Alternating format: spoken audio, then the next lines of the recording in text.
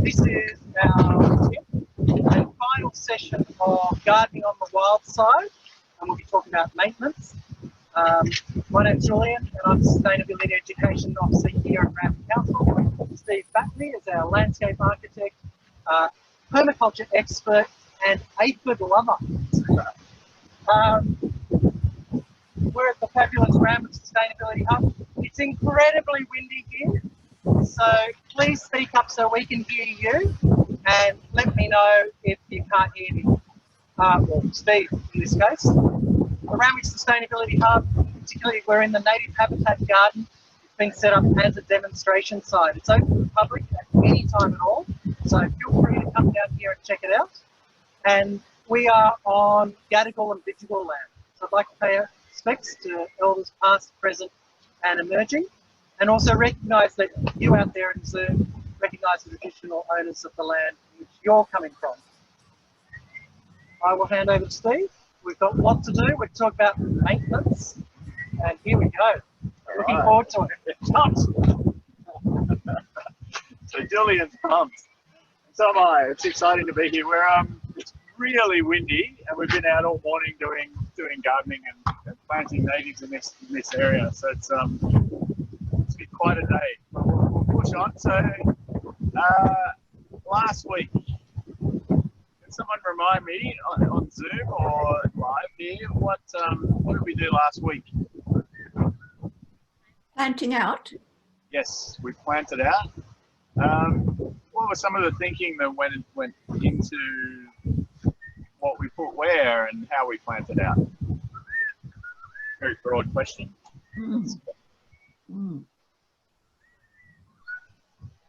Some of it was the look, the aesthetic aspect.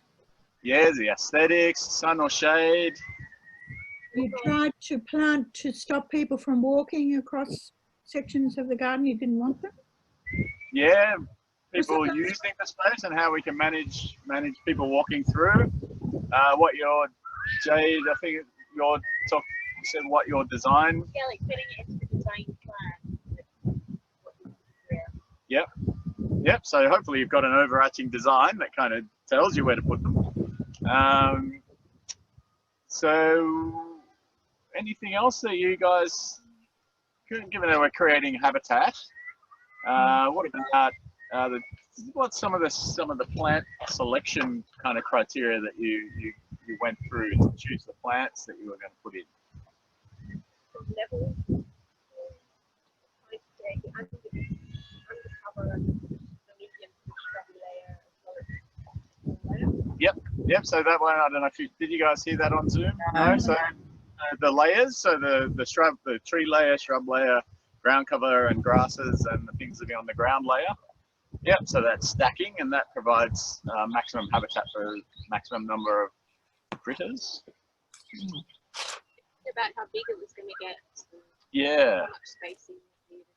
Yep. So thinking about how big each plant is going to get and how much space you might provide for that plant as it grows, because when you put them in and they're only kind of this big, but of course they grow. So just thinking about 5 years down the track, how are they all going to fit together as a picture.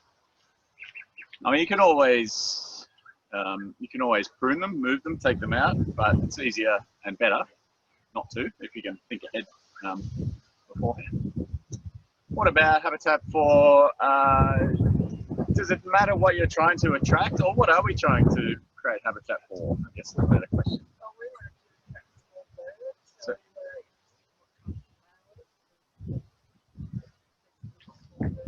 Yep. So Kerry and Elise, you guys are on the tech. Yeah, we're interested in attracting small birds, particularly. So they were thinking about the flowers when that would be particularly useful for the small birds, and all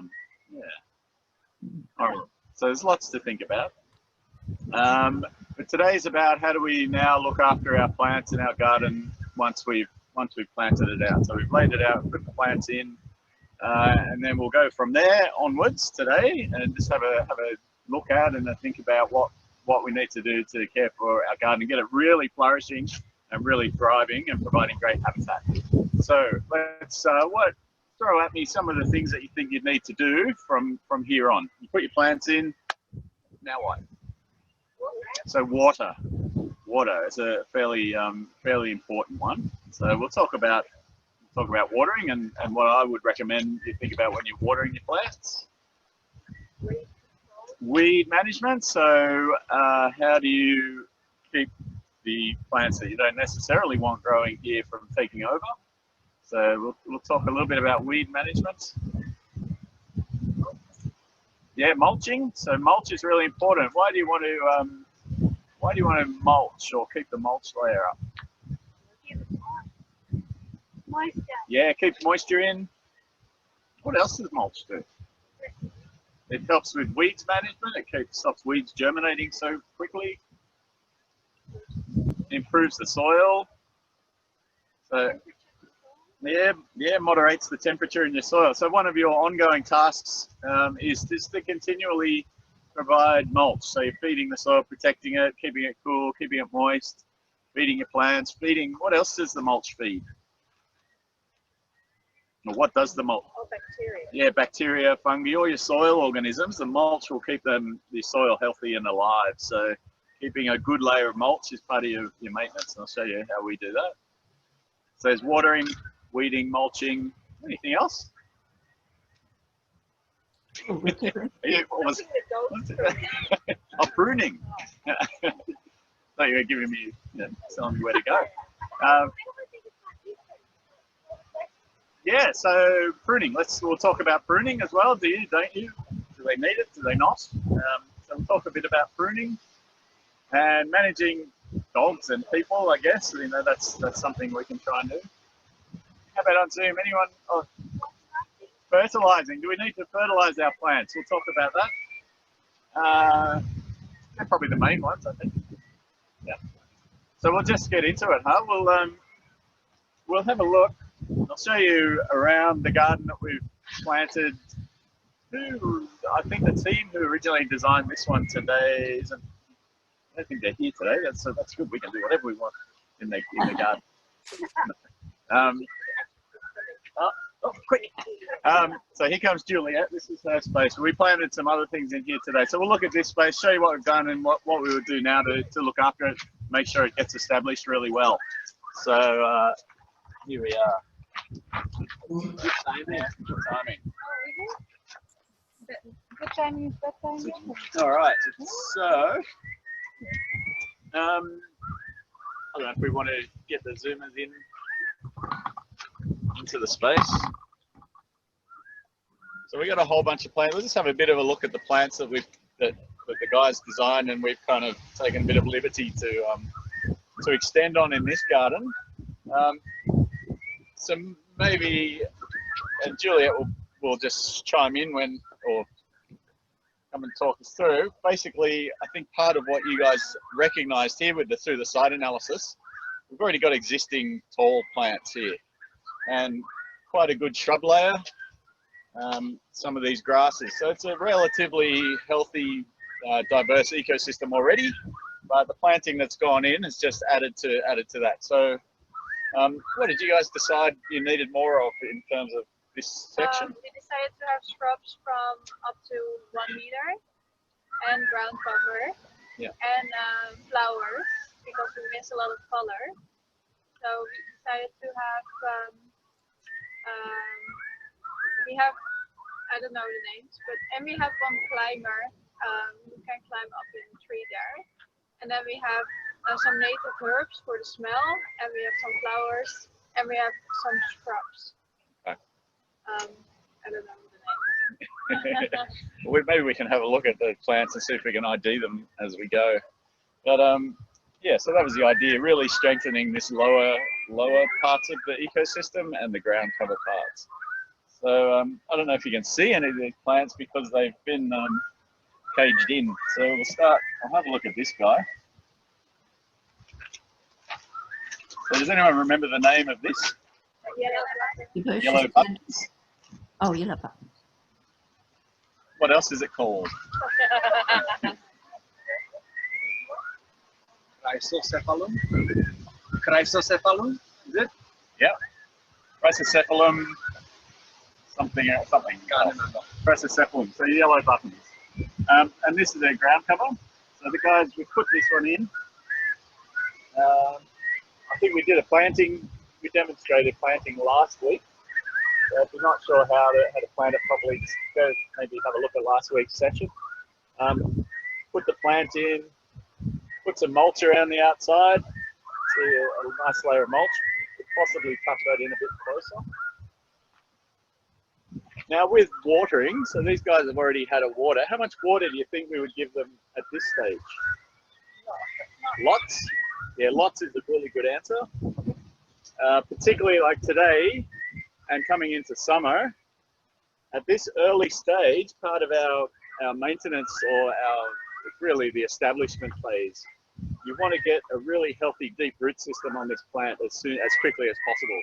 Whenever you plant something, initially they go into a bit of, or they have a thing called plant transplant shock. So it's a bit disruptive to your life. If you've been living in the wonderful Randwick nursery, getting watered all the time in perfect conditions, suddenly you get your pots gone and you're chucked in the ground and you're out in the middle of nowhere. So we just want to, I'm comfortable pampering it for a little while until it gets established and it hardens off. I'm being a bit facetious. The Randwick Council, they do get them to a point so they're ready to go in the ground, but we can help this plant along the way by giving it some water. Now, we're lucky that we've got a hose here.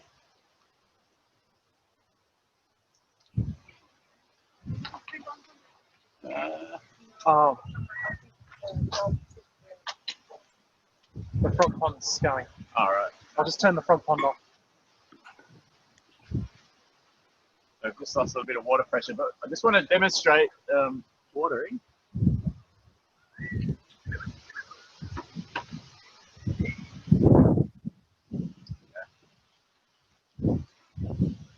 So the temptation when you're watering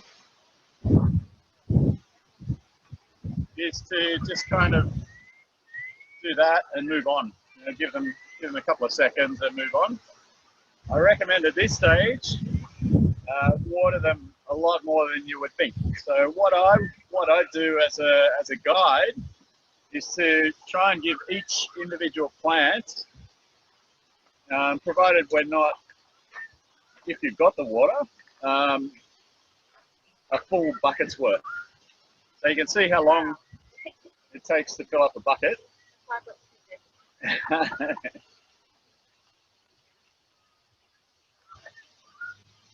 So we'll just wait, filling. So we're halfway, and it's so. And would you give it that bucket press all at once, or would you, if you had all these plants, would you kind of round each one and back? Yeah, sometimes the sand here, the soil here is sand, so the water infiltrates really quickly.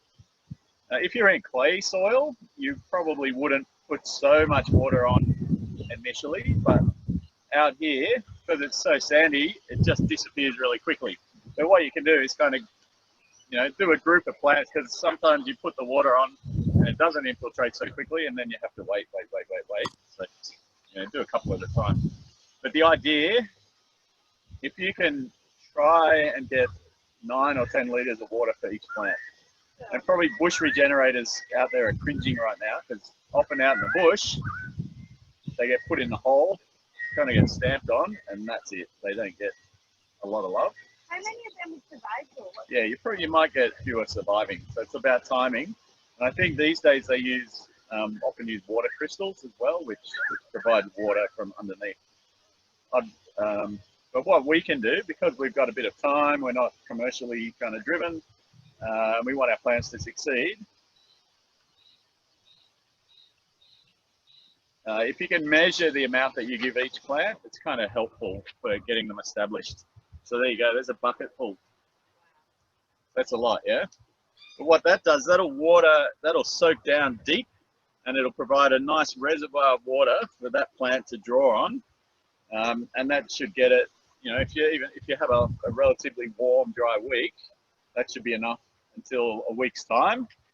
And I would actually do it again in a week's time, another bucket of water. And then another week, another bucket of water. And then maybe 4 weeks, or another week after that, 1 more bucket of water. And that should get your plant well and truly established and off and running and growing really well. The roots will be nice and deep. There'll be plenty of moisture in there. What about in a pot? When you pot a native? In a pot, it's different because the pot will dry out probably a lot quicker. So in a pot, if you're planting your native in a big pot and you've got more, it's probably closer to the house and easier to manage.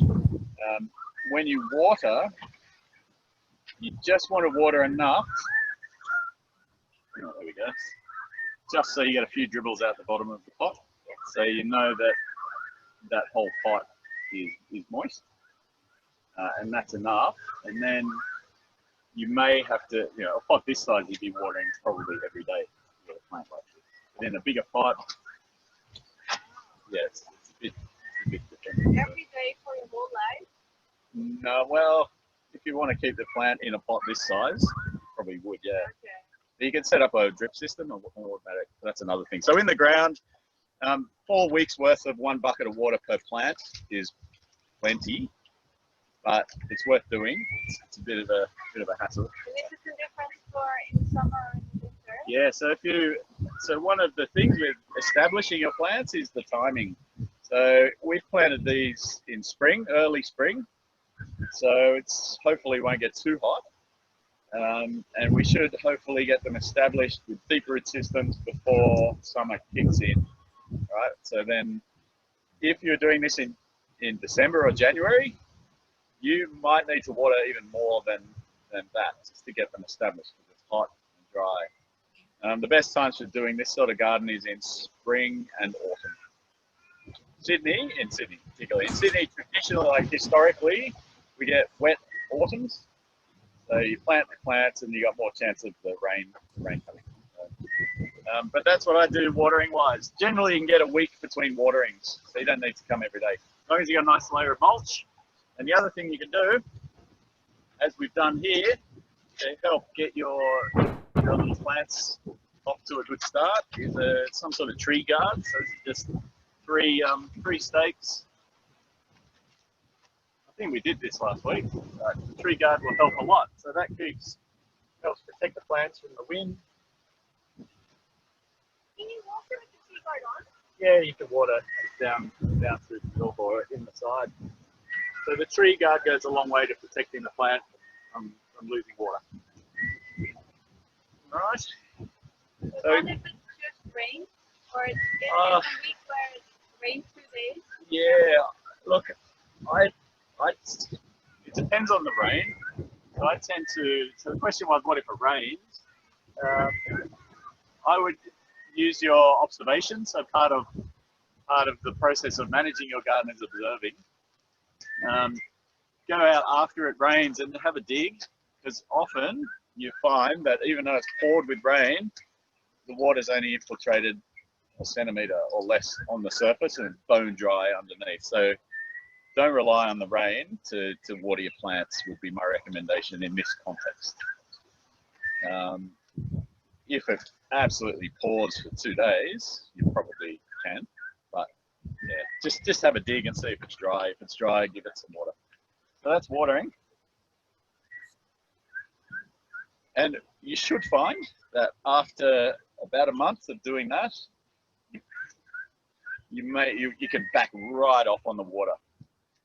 And then you kick in the observation again. So you go around and look at your new plants, particularly in summer, and your plants will tell you when they need a drink.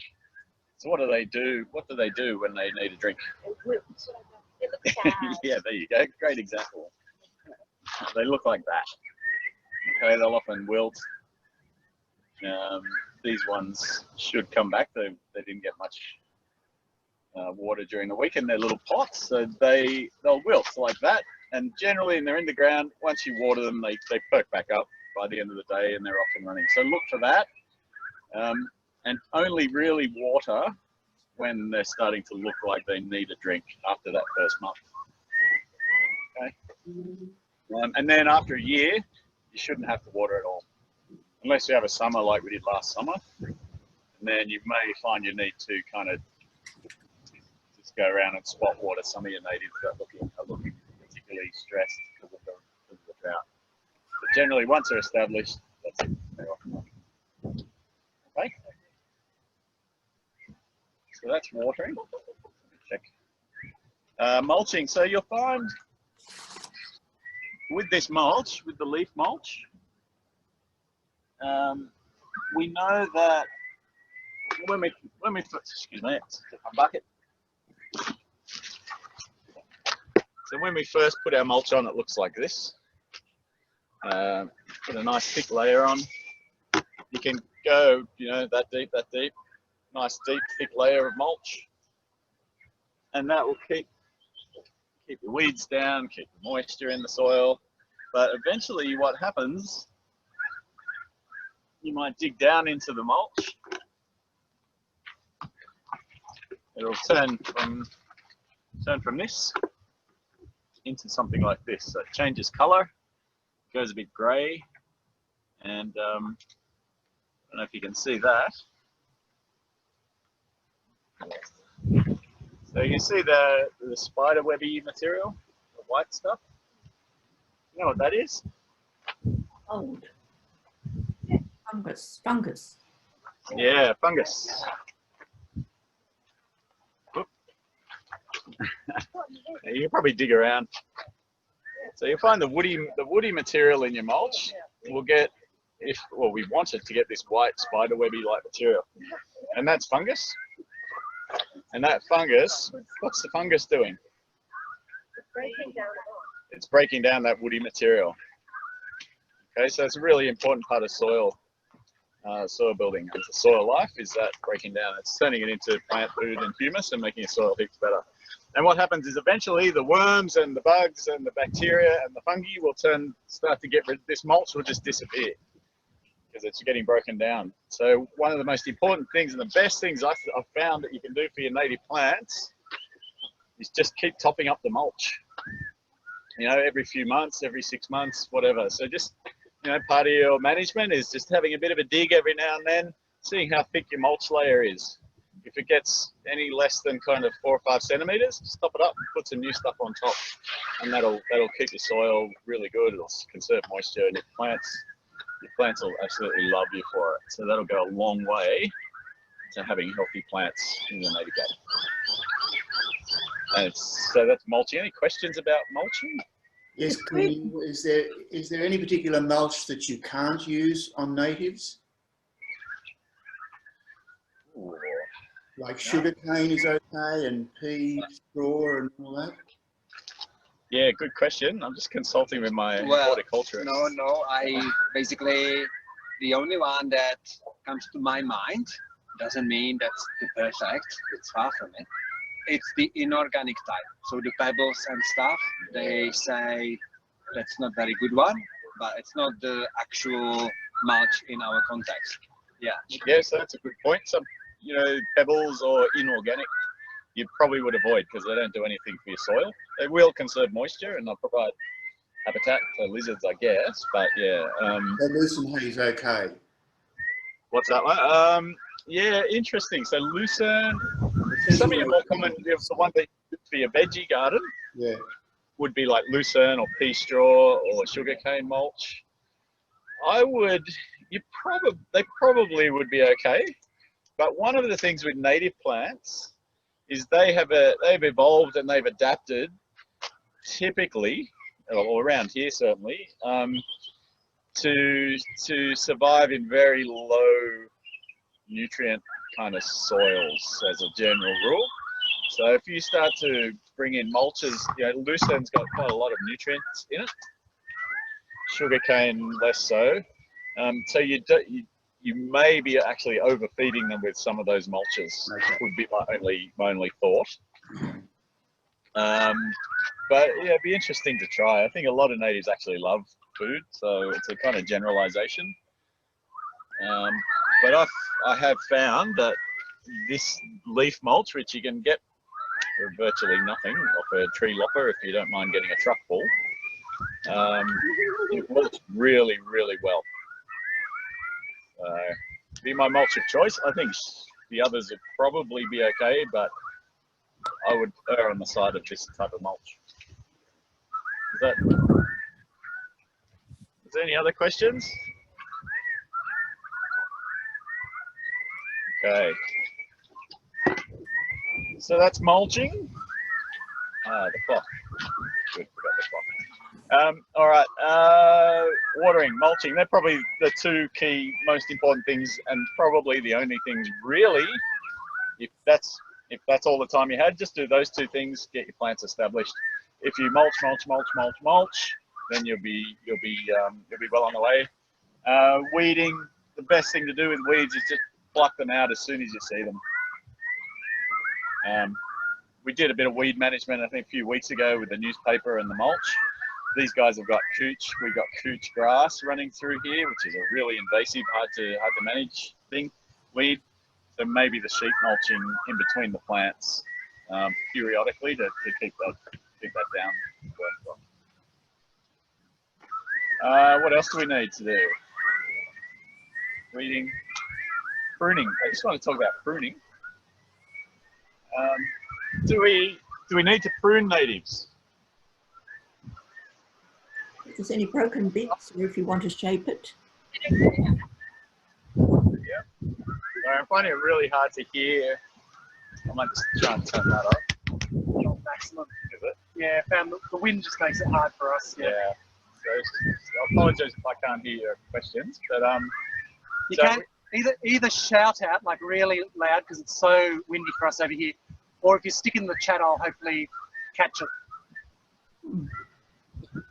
yeah, so pruning, we had lots of nods from yes, you do sometimes want to prune natives, and it depends what you're trying to achieve. So one of the comments was, to fit actually so that it still fits in your garden, which is valid. So there's a lot of natives you can actually prune quite heavily, and they'll respond really well. So your tea trees, some of your lily pillies, your bottle brushes, they all actually respond quite well to a prune. I'll show you a little. Where are we going to prune? We'll prune this guy. So this is a little bottle brush. I don't know if you guys can see it.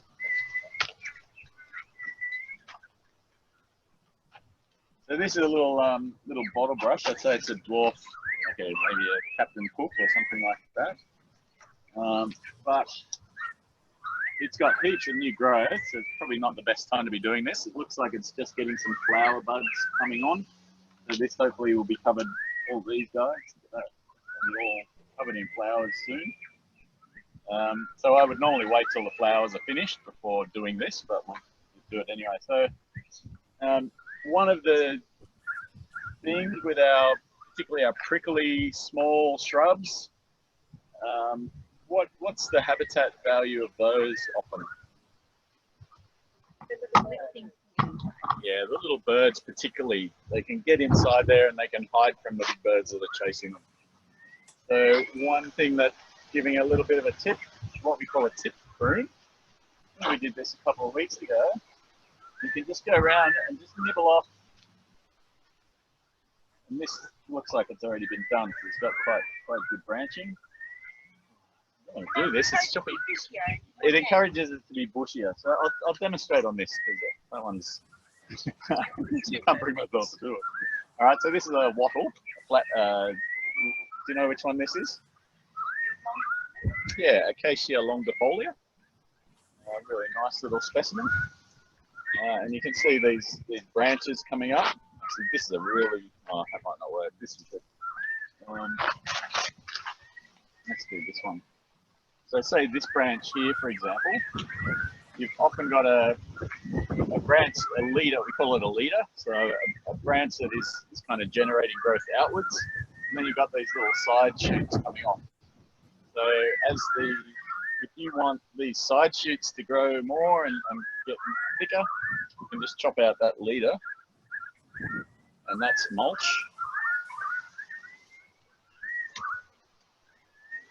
And that will encourage the plant to grow bushier and thicker, and it'll be a better hiding spot for little birds. So you can go around just nibbling off the ends. And it's a good way to get to know your plant as well, spending time nibbling the ends off it, because you'll see if there's any diseases or any pests or any dieback or anything going wrong. Bits like this, you can turn those into mulch. All right, so So that's probably about the extent of pruning that a lot of these plants might need. It's called tip pruning. Imagine you're a little wallaby just going around and nibbling the ends off the plant, and it will encourage it to grow thicker and better for habitat. The other pruning you would do, what other pruning is there? Probably, we don't want to make things too tidy, do we? Because we like mess. So messy, maybe we, yeah, that's all I would do. Just a bit of tip pruning to make your plant thicker. You can also decide to choose to let it grow wild. Yeah, you can do nothing as well. That's totally valid. So,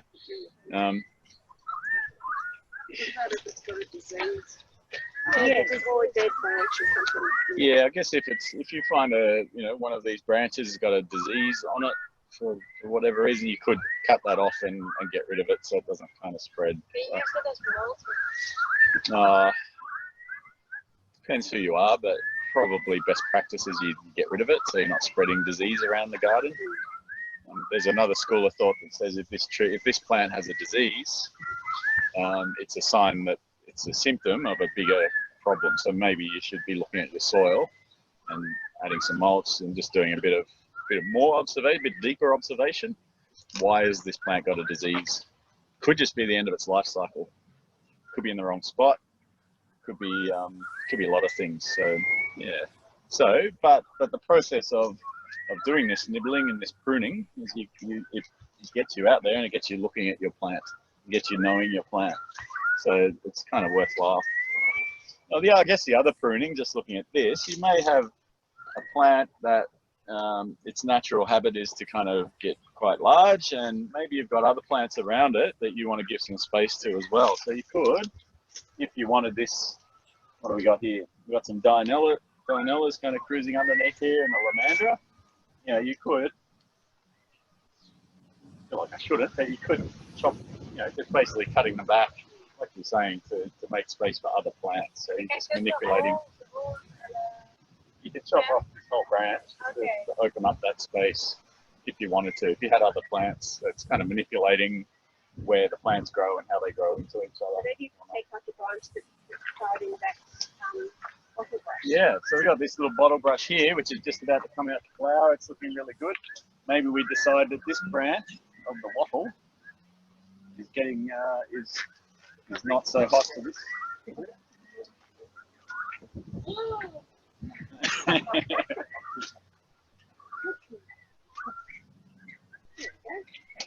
we go. Suddenly we have a bottle brush that we can see. Yeah, that's right. Yeah. So there you go. Got a little few flowers on the other side already, isn't it? Yeah, it's got a few flowers here. And then you can either just lay that on the ground,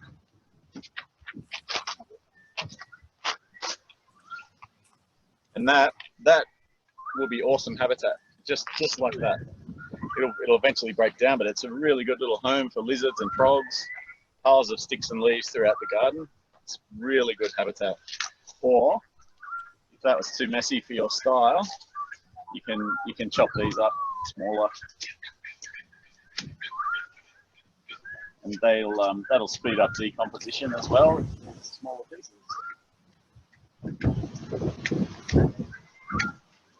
So you're basically chopping it up as mulch. So that's pruning. Am I going? It's not a lot to this. Natives are really easy to look after. And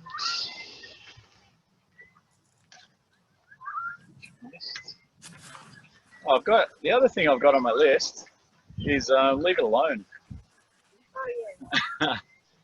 So particularly if we're talking about habitat, it's like a contradictory messages, right? So pruning one thing, but just keeping out of your garden and letting the critters do their thing is really valuable as well from a habitat perspective. So the more you're walking through it, humans are often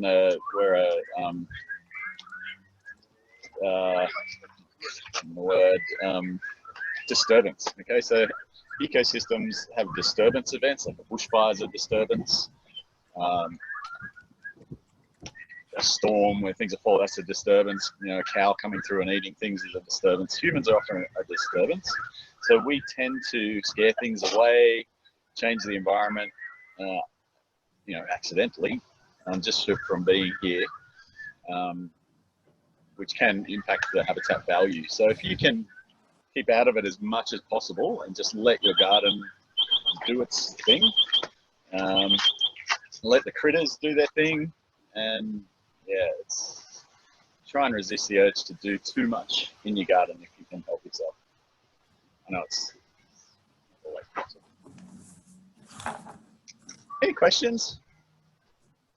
Do they need direct sunlight? Because now they get sunlight through the plastic. Maybe they need direct on their leaves. I think these will be okay with getting the light through the plastic. Yeah, I think they'll get them. I'm not. I would assume that they would make it so that it kind of worked. I don't know. And when do you remove it? So yeah, good question. So when do you remove the guards? Just use. Look, I don't know if there's a sound rule, but just use your judgment. Once they look like they're quite well established, and I guess if they're kind of filling it up or trying to grow out, you could pop it off. Yeah. So maybe after your month of watering, could be a time when you do that. I have a question. Yes. Do you ever use, like, this is intentional site with, you know, plan of having natives, but say you a childcare center somewhere and you want to green up the yard and the soil, even though for natives the landscape soil was brought in, and would you ever use like a native fertilizer of any kind for natives, like, or no? I don't. Okay. But I tend not to use any fertilizers for anything. So, okay. I've just found that over the years of just adding mulch, that they don't. Yeah. Because not even organic matter. Generally, no. Okay. Yeah. So the rule of thumb with natives is they don't like too much food. There are probably some that would thrive on lots of food. There are some where too much food will actually kill them. So but you don't actually need. I don't need to feed them once they're in the ground, and once you can keep the mulch up to them. Yeah. So there's a question from the audience, Steve. So obviously, you know, in here we're going to get weeds come through, and if we're talking about a non-invasive weed, can you just chop the top off and leave the root behind, you know, to build the soil? What do you guys think? I think yes. Yeah, I don't think so. So it's a non-invasive weed. Okay, so what does that mean?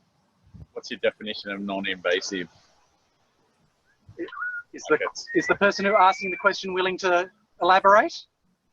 Oh, something like dandelion, for example. Okay. So the seed blows in and it just kind of sits there. Yeah, what do you reckon? If it's a dandelion? I reckon if you cut the seed head off, you leave the rest of it. Yeah. The really flowers. Or you just keep cutting it because those flowers are great for bees, aren't they? For that. So just keep an eye on it. Take the seed head off. Yeah. That's what I would do. Yeah. I don't know if you guys heard that on Zoom, but we had Nikki was saying with dandelions, you could just keep an eye on it, take the seed heads off, or take the flowers off before it seeds, and just leave the plant there to grow, and it's going to be putting, building up the soil. So, whereas we might have someone else who might say, get rid of it. You can't have those plants in the native garden. You might have somewhere in between. Maybe someone likes to pull the leaves off it. So yeah, I guess there's no rules. It probably brings us back to the very beginning of our design approach when we were thinking about our design philosophy. So if your philosophy is native plants, nothing else, dragonfly just flew past. Okay. Then you would probably be someone who's inclined to pull the weeds out, pull out anything that is not a native plant, or you decide it's not here. If your design philosophy is, well, I'm really more interested in habitat for bees or whatever, but I'm not necessarily wedded on how that happens, then maybe you would leave it. So it really depends on your philosophy and where you're coming from. But as long as it's not, the only thing you got to be careful of, something like dandelions, if you go away, it flowers, it seeds, suddenly you got a garden full of dandelions, and then maybe your design philosophy kind of changes a bit and you decide that you do want to pull them out. So yeah, I don't know. There's no hard and fast rule around that. Around here we've got we've got some citrus in our food forest. I noticed today, and they're covered in flowers and they're covered in native bees. So that's habitat, and that's a good thing as well. So it really depends what you're trying to achieve and how you manage it. Questions? More questions? I guess the only other thing as well is, over time, some of your plants, particularly your pioneers, so things like wattle, they might live for 5 to 7 years. Part like this guy, you can probably see it's starting to die back a bit in the middle, and some of the branches are starting to die back. So at some stage, you'll need to make a decision about what you do with that. So part of your maintenance is that succession going from the pioneers as they start to die down. What are you going to do? Do you replace it? Do you change it? You can just let it die. Yeah, you can just let it die. We've got a hakea over there that has died. They don't generally do that, but I think the drought last year just wiped out a lot of plants. You can decide, part of your maintenance is, well, I'm just going to leave it because it's really good habitat anyway, even though it's dead, it's still useful. Or maybe it's you chop it out, turn it into mulch and plant something else. So that's that succession and that kind of growing as things grow and change, you adjust. Why are they dying? Is it because they're end of life? Or? Yeah, so this is a wattle, an acacia something, and this is an acacia. So their role generally the function that they perform in the ecosystem is they will come in often first when it's bare ground, grow really fast, improve the soil, add organic matter, and then they tend to just not live very long. So they die. That's just what they do. They live for 5 to 7 years, whereas something like this Banksia would live 50 years, 100 years. It's just a different plant. All right. How does look at these there? Does it still have the branches? Well, when they die, it will hold its form. So they'll still have branches, but over time, they'll just start to fall off, and eventually the whole plant will fall down. Okay. But dead trees, dead branches are great habitat. They're a great perch for birds to sit on and look around. Do they still have roots in the ground? Yeah, but the fungi and the bacteria will eat everything in the ground, and eventually it'll fall over. So you got to watch that. Okay.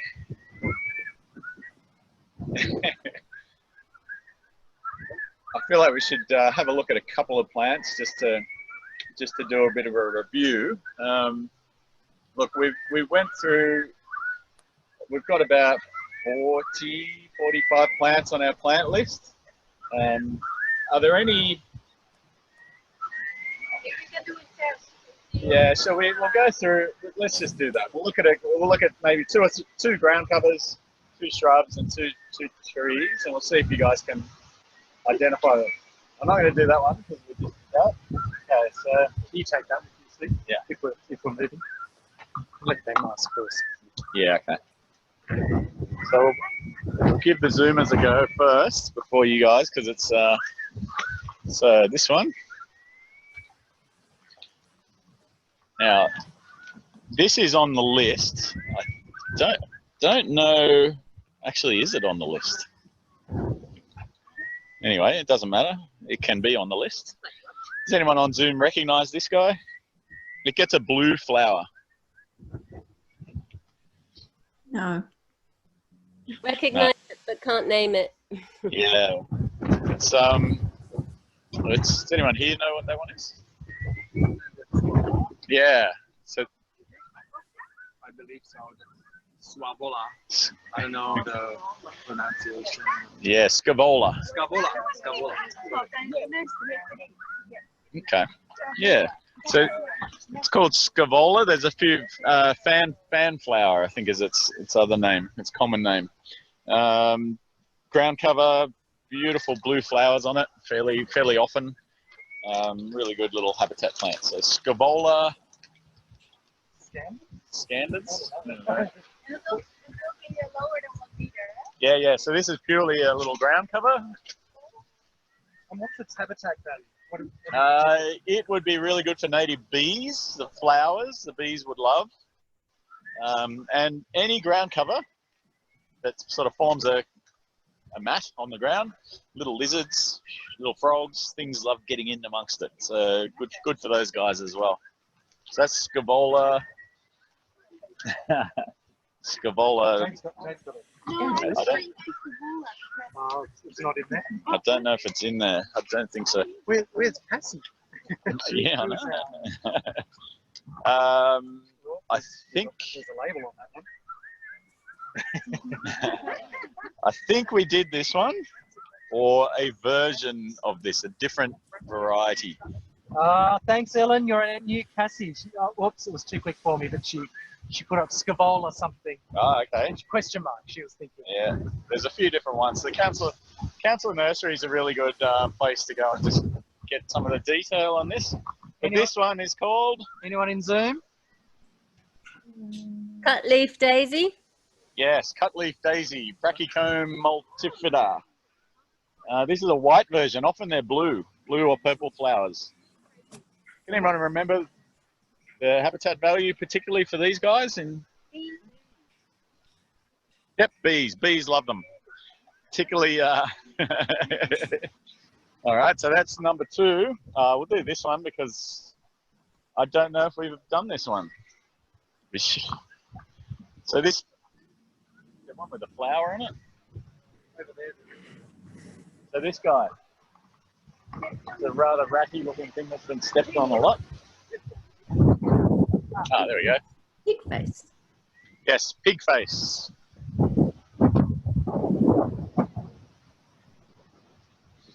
So this is, I don't know if you guys have a sense of how windy it is here. It's crazy.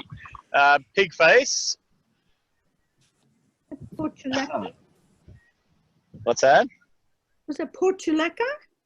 No, but that is a variety. That is a type of pig face. This one is, help me out.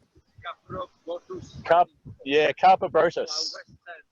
Yes, Carpobrotus flavescens, I think. So this one, it gets these beautiful flowers. It's a real stunning looking thing. It's great in a really hot, dry spot. It grows on sand dunes as its kind of natural habitat. So really, really hardy, easy to grow from a cutting, stunning ground cover. You can eat the fruit. You can eat the fruit. You can eat the leaves. You can pickle the leaves and eat them like pickles. Julian's poking his tongue out. I don't know if it tastes any good, but you can. Yeah. Yeah. Just don't eat that one because you need to wash it first. But the fruit can taste good. All right, so that's Carpobrotus glaucescens, I think is that one. Big face. Is that the fruit there? Yeah, so the fruit, this one, the fruiting is variable, but the fruit forms under there. You can eat it too. You can eat the fruit, yeah. Big tube. I don't think ours actually forms a fruit. Well, when it's like fruit. So there's your 3. You eat it, It won't kill you. Yeah, you can eat it. Oh, there we go.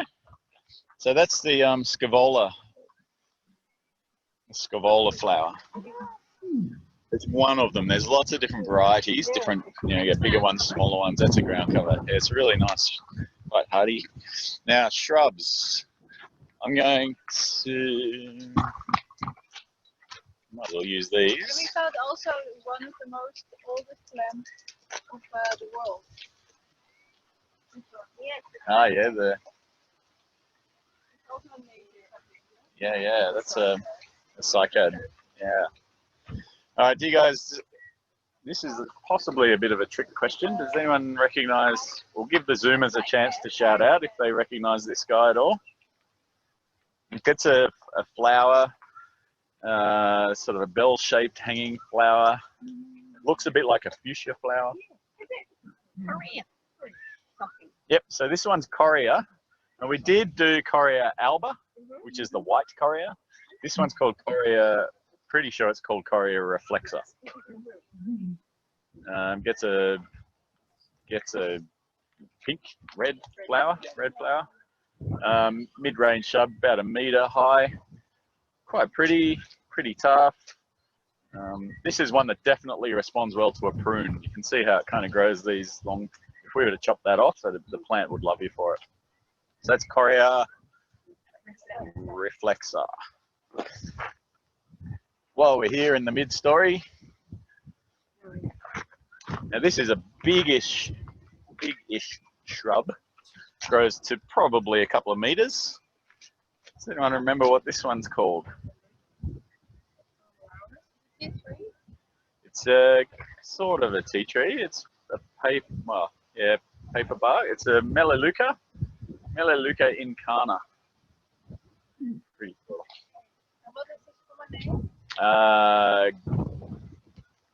Grey leaf honey myrtle.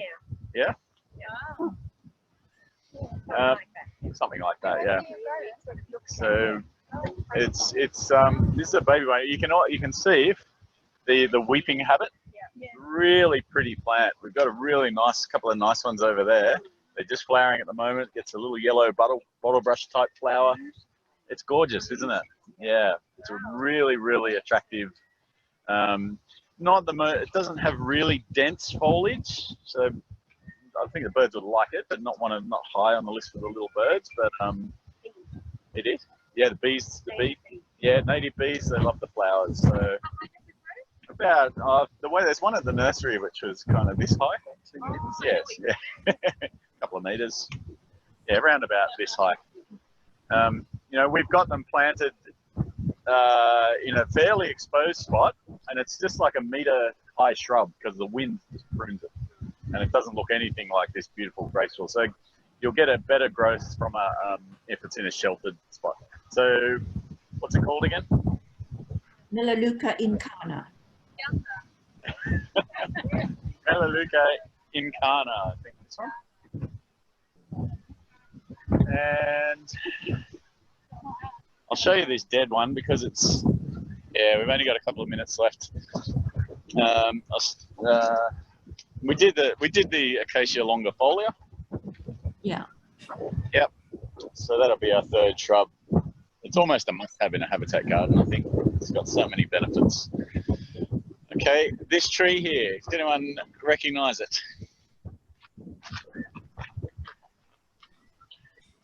Angophora? Yes, it's an Angophora costata, Sydney red gum. Again, the bees, when it's flowering, it's like a buzz with native bees. They just love it, and it's beautiful. The bark and the trunk and the form. Really big tree, so you need space for this one. When is it flowering? I think has anyone got the plant list? I would around now. I think I'd need to check. Yeah, I don't know. Yeah, come on. Need to check that one. That's probably enough.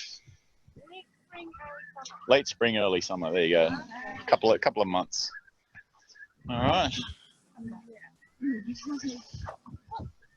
All right. So that's the end for the Zoomers. This is our last session of the Gardening on the Wild Side. Did anyone on Zoom just want to share just one or two things that you've picked up over the last, well, whichever workshop you came to, and maybe anything that you're thinking of doing as a result?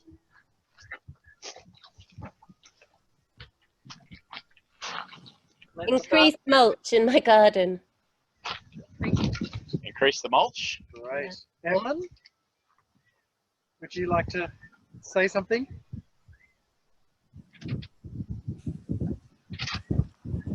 No? Okay, Graham. I just feel incompetent, that's all. Sorry, I missed that. I just feel incompetent, you know so much. Oh, I don't know that much. Anything that you picked up that might help? Oh, no, I'm just here to learn, so yeah, thank you. Yeah, no worries. Thank you. Kit, followed by iPad. Yeah, I really loved, I just love being walked through all of the different aspects. And I guess it's looking at the layering of the plants, which I've not really focused on before. And I hope to do a little bit of work in my sister's garden in Lane Cove, just using some of these ideas. Thank you very much. Nice. Thanks, Kit. Thanks, Kit. iPad, followed by Jill. Yeah, I caught the last half of the episode, which is good. I think just not having to keep the garden tidy is a really good takeaway. So leaving things there for critters, lizards as a habitat is a good one. Yeah, nice. Thank you. Great. Jill, followed by Judy.